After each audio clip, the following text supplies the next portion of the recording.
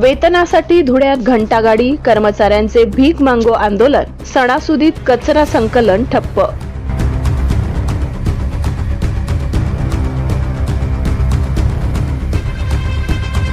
गेल्या 3 महिन्यांपासून रखडलेले वेतन आणि 2 वर्षांपासून थकीत असलेल्या पीएफच्या निषेधार्थ धुळे महानगरपालिकेच्या घंटागाडी कर्मचाऱ्यांनी आज आक्रमक पवित्रा घेत काम बंद आंदोलन पुकारले। वारंवार मागणी करूनही प्रशासनाकडून केवळ आश्वासने मिळत असल्याने संतप्त कर्मचाऱ्यांनी भीक मागो आंदोलन करत आपला संताप व्यक्त केलाय।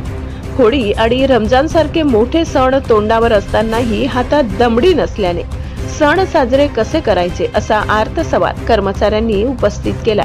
या संपामुळे शहरातील कचरा संकलनाची व्यवस्था पूर्णपणे कोलमडली असून प्रशासनाच्या भूमीकडे आता सर्वांचे लक्ष लागले आहे। ब्युरो रिपोर्ट धुळे, सहसंपादक अनिल बोराडे। मागील 5-6 दिवसा पहिले आपले स्वराज्याचे रक्षक छत्रपती शिवाजी महाराज यांची जयंती सुद्धा गेली, तरी आम्हाला पगार भेटला नाही।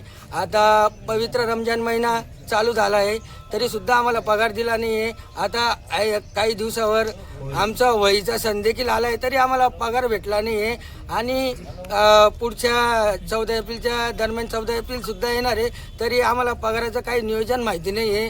तर मग आम्ही सर्व इथं हिंदू मुस्लिम सर्व शिवाजी महाराजांचे मावळे आहे, तरी बी आम्हाला पगार देण्यात येत नाही। तर मग आम्ही असा काय गुन्हा केला आहे? आम्ही एवढं कष्ट करतो, जेव्हा लोक देवाला अगरबत्ती करतात त्या टायमाला आम्ही दुर्गंधीचा वास घेतो आणि धुळे शहर स्वच्छ करतो, तरी सुद्धा आम्हाला पगार दिला जात नाही। आणि इथलं प्रशासन देखील आमचीवाली काही दखल घेत नाही।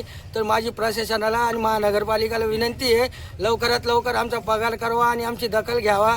आणि जो नवीन ठेका चालू झाला, तर या नवीन ठेका देताना महानगरपालिकेने असा विचार कसा केला नाही की गेले मागील आमचे 2 महिन्याचे पगार आणि 2 वर्षाचा पीएफ बाकी आहे, आणि तरी तुम्ही नवीन टेंडर कसं दिलं हे न नील करता? तर नगरपालिकेने आधी हे नील करायला हवं होतं, मग नवीन टेंडर द्यायला हवं होतं। तर मग यामुळे मालकाला आहे ना अशी ताकद येऊन गेली आहे की आता माझा हात निघून गेला आहे, मी काय पगार देणार नाही, त्याची सरळ ही भाषा राहते। तर कृपया करून माझं महानगरपालिकेला आणि महापौर मॅडमांना विनंती आहे की आमची दखल घेण्यात यावी। आणि श्री आमचे अनुप भैया आमदार धुळे शहराचे यांनी सुद्धा आमची दखल घ्यावी आणि आमचा पगार लवकरात लवकर करावा।